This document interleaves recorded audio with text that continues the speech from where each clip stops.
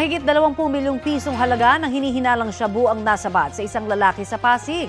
Ang suspect sinabing sa korte na lang siya magsasalita. Balitang hatid ni EJ Gomez. Sa gilid ng kalsadang ito sa barangay Pinagbuhatan sa Pasig City, pinosasan at inaresto ng pulisya ang lalaking nahuling may bit-bit na kilo-kilong kontrabando. Ayon sa pulisya, nakipag-beat up ang 25 anyos na suspect sa kausap niyang buyer alas 11 kagabi. Sakay ng motorsiklong ito ang high-value target nang mabilhan siya ng mga operatiba na nagpanggap na buyer sa drug buy bust operation dito sa tabing kalsadang ito sa Kenneth Road siya, agad na inaresto. Ang modus nito ay meet up. So, ito an action agent na gawa natin na nabilihan siya ng 100 grams na shabu.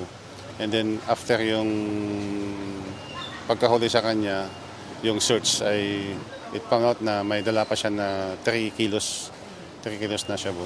Nakalagay sa bag, tapos nakasupot sa isang tea bag. Abot sa 3.2 kilograms ng umunoy shabu ang nakumpiska ng mga operatiba. Nagkakahalagang mga ito ng mahigit halos 22 million pesos. Ang area of operation nito is Pasig at saka yung mga neighboring cities like Taguig, Taytay, and Cainta. Inaalam pa ng pulisya kung posibleng miyembro ng isang grupong nagbabagsak ng iligal na droga sa Pasig City at Karatig Bayan ng sospek. Baka ito ay tip of the icebergs lang. So, expert natin. We will do some more operational research. Malaking supply reduction ito. Kasi 3 kilos ito, isipin na lang natin kung ilang buhay ang sisirain nito. Tumangging magbigay ng pahayag ang sospek na si alias Nader. Sa korte na po ako magsasalita. Kanino po sir yung droga na nakuha sa inyo? Hindi ko po masasabi. Sa korte na po.